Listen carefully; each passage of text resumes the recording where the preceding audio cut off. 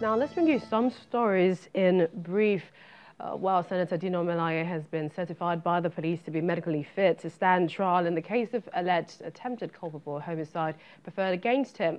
Although the senator claims he needs further and better Medicare, the police promise to continue to take care of him pending when he will be arraigned in court. In Imo State, the Social Democratic Party there has kicked off its governorship campaign, and its governorship candidate Okezde has promised a paradigm shift where over 4 million Imo indigents will be lifted out of poverty through what he says is the party's well-thought-out economic recovery and growth plan and agenda for the people of the state if elected governor of Imo State in the forthcoming general election. Well, over in Ogun State, the governorship candidate of the All Progressives Congress APC, Mr. Abiodun, has flagged off his campaign with a visit faithful to Ijebu northeast area of the state. Addressing party faithfuls there, the governorship candidate at the rally pledged purposeful leadership hinged on transparency and accountability, just as he promised to complete all ongoing projects to ease the ease of doing business in the state. Let's take you over to River State. It was rather an interesting day in the politics there yesterday when the Federal High Court sitting in Port Harcourt nullified all primary elections conducted by both factions of the All Progressives Congress APC in the state. Well, the court judgment also restrained INEC from presenting Choyeko, Magnus Abe and others as candidates in the 2019 elections in River State. Senator Abe's faction had approached the Supreme Court challenging the appeal court ruling validating the APC congresses in the state. The Apex Court invalidated the appeal court's ruling, ordering the parties to return to a lower court. Our correspondent Ibrahim Mary has a report.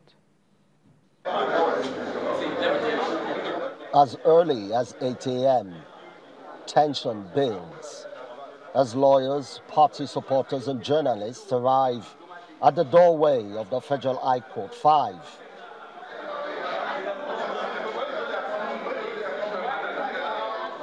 The heavy presence of security operatives also speaks volume about the importance of the court ruling to the political class in the state.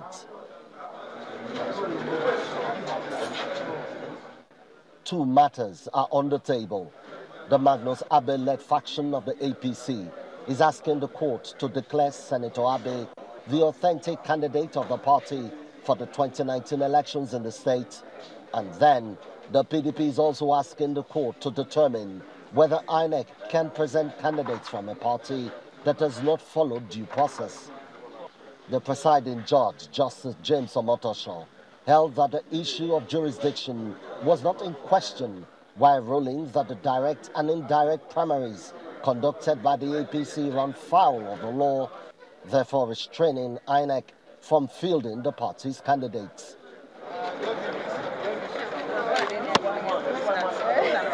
Talking points continue outside. We will take a look at the judgment and discuss with our clients, for we see a line of distinction which is in consonance with the decision of the Supreme Court in the case of PDP and Oranusi, reported in Part 1618 Nigeria Weekly Law Report, where primary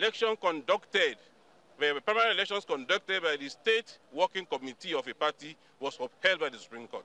When a judgment is delivered, you have to look at it and decide whether you're going to appeal against it or you're going to abandon it. But this being a political judgment, where interests of several persons are at stake, we are going to test it at the Court of Appeal. It all appears to sit well with the PDP.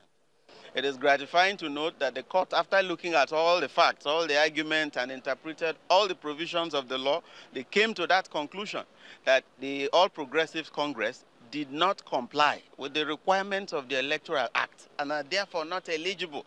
They are not entitled to participate in the 2019 general elections in respect of elective offices in River State. Today's judgment gives a strong footing to the judgment of Justice Chiwendu Wogu of the River State High Court on October 10, 2018, which nullified the congresses of the APC in the state and all actions thereof. These pronouncements by Justice James Omotosho of the Federal High Court in Port Harcourt may have opened new vistas of controversies for some in the coming days. But what is of essence now is the time is running out as the elections are just around the corner.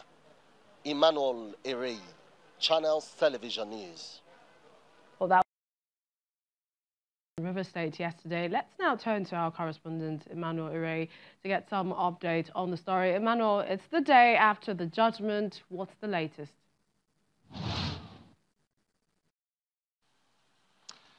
What we can tell you is that there is relative peace and quiet in the court premises today, and that seems to be the situation on the streets after the judgment that nullified all the primaries conducted by both factions of the APC. But the calmness takes nothing away from the gravity of the Justice Omotosho pronouncement, as we see that the affected parties are having their say. We heard from them earlier in the day, and the ball appears to now be in the courts of the affected parties.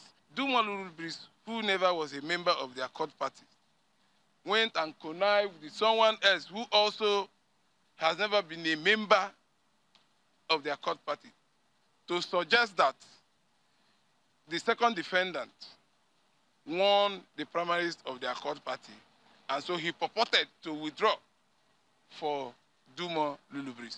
The governorship candidature of the Accord Party in the state is currently being contested.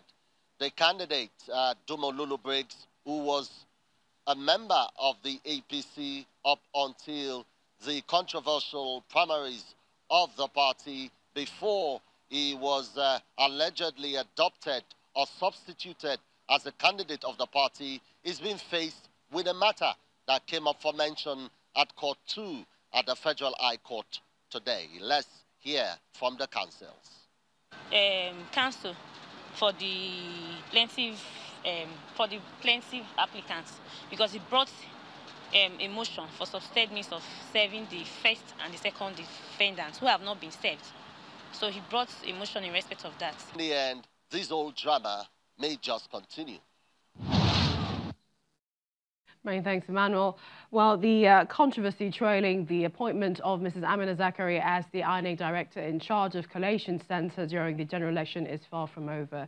As her family members, they've also joined in the matter to clarify what they term misconceptions by the main opposition party, PDP, and the media. In a statement signed by a representative of the family, Issa Zakari, they are saying enough is enough and that their matriarch should be left alone to serve the nation as she has done diligently since she started her career. The statement reads, quote, "Contrary to the widespread belief, Amina Zakari is not a blood relation of President Muhammadu Buhari. Her mother was from Daura, born and bred in Kano, and she was not Buhari's sister. It's also true that Buhari's sister was once married into the family. The union was short-lived and did not produce a child. This all happened well before Mrs. Zakari was born." End of quote. They also denied claims that Mrs. Zakari is working to sabotage INEC's efforts to advance the democratic journey by creating a conducive atmosphere for citizens to exercise their voting rights. Well, that's so much you can take on Lunchtime Politics. Many thanks for watching. I'm Millicent Walker. I'll see you soon.